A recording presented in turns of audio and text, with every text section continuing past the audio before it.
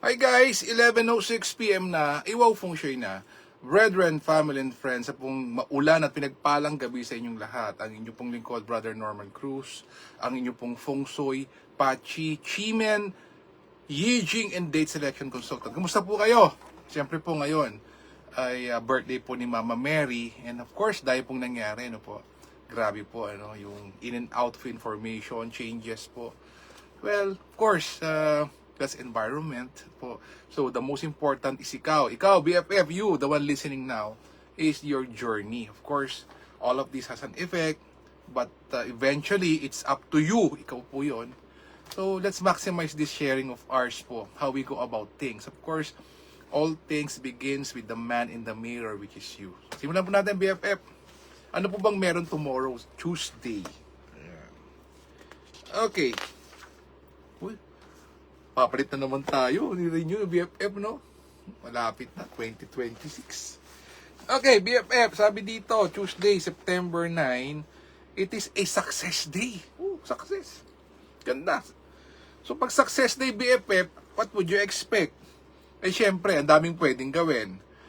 Assuming a new post, beginning a new study or education, o commencing new business, mangolekta ng utang, groundbreaking, magpakasal, meeting friends, networking,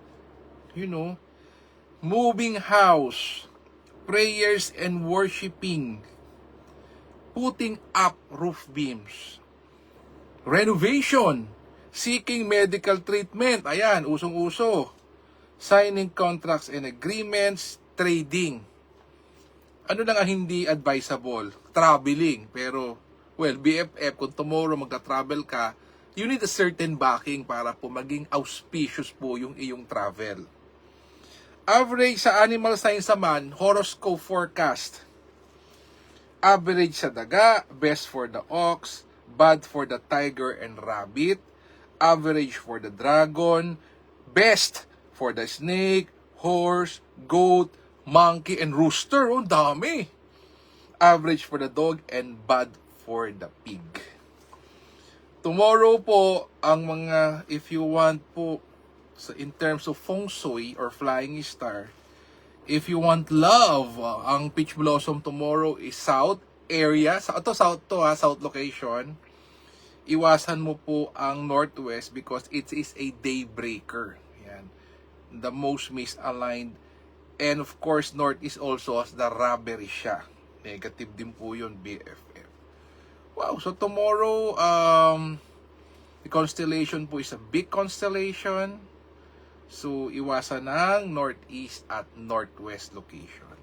Ayan. Okay, so BFF, tomorrow, need to travel. Siyempre, i-daily shimen. Daily shimen natin, BFF. Okay. Let us see. Kailangan ko palang mag-compute, BFF, no? Dahil simple dapat na ginawa ko kaninang umaga.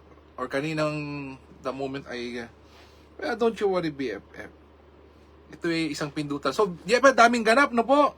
Hindi maiwasang hindi sumilip, hindi maiwasang tumingin. Well, of course, those are changes. And don't forget, let's continue to... let's continue to pray, BFF, for our country, the Philippines, of course, our leaders, and world peace. Don't you forget. Of course, tayo muna rin, yung let's pray for each other. Okay, BFF, bear with me, ito na. Iko-compute ko po ng yung para po tomorrow. Ayan po, day chart. Okay. Let us see. Okay, BFF. Grabe po talaga, no? Day chart. Okay. Wow. So BFF, tomorrow is 9. Of course, there's the number 9. Nagkataon lang po that number 9 is the most auspicious number for period 9. However, BFF, hindi siya automatic, So, don't assume na, let's say, kumot may number 9, sobrang swerte. Hindi po. Just happens that the energy for the day, the alignment of energy po, is good on that day po, Ayan.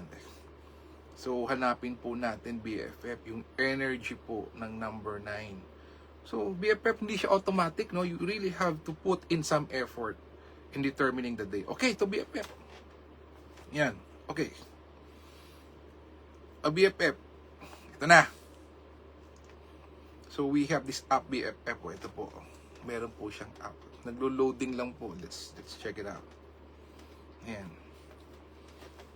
Ayan. So, BFF let's continue, do this, and then our exchange of energies, BFF, is like and share. For we never know if someone out there will be needing this kind of sharing, this kind of information.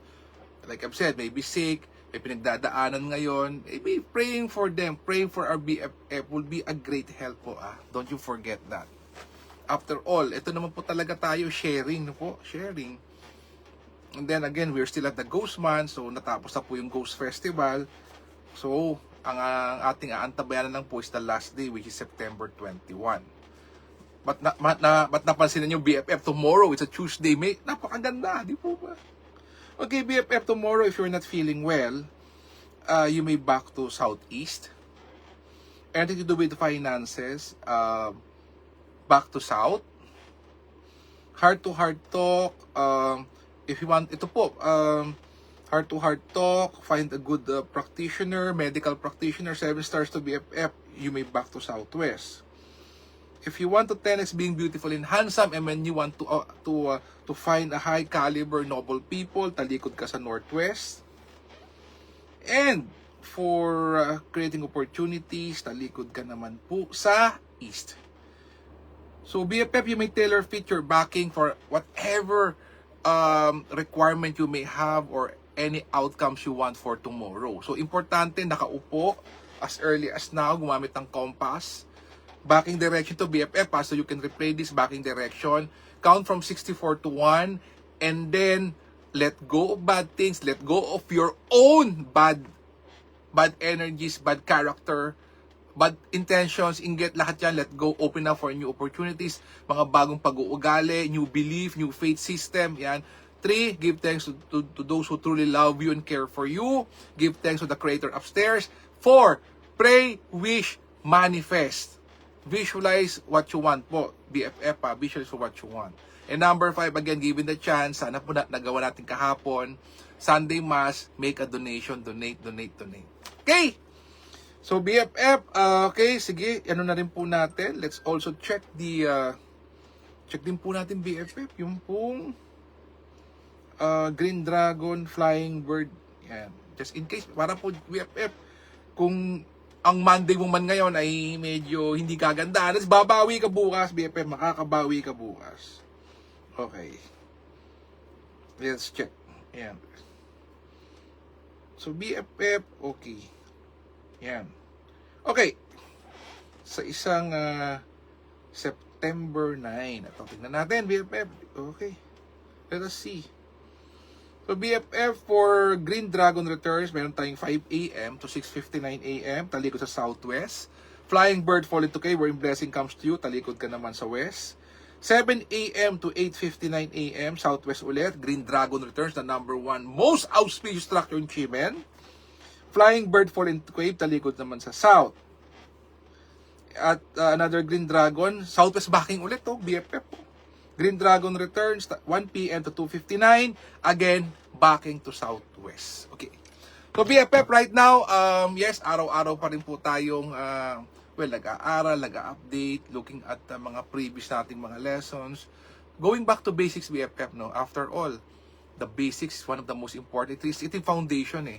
And sa advance po ng mga formulas po and application that I already have experience, na pag-aralan, some of them na-apply ko, it's always good to go back to the basic, di po ba? Again, BFF, after the Ghost Month, we could already launch as early as now yung Feng Shui for 2026. Fire Horse po. Ganun pong kabilis, no? Wow! So, after the Ghost Month, maglalabasan na po yung mga forecast and everything. So, kayo po.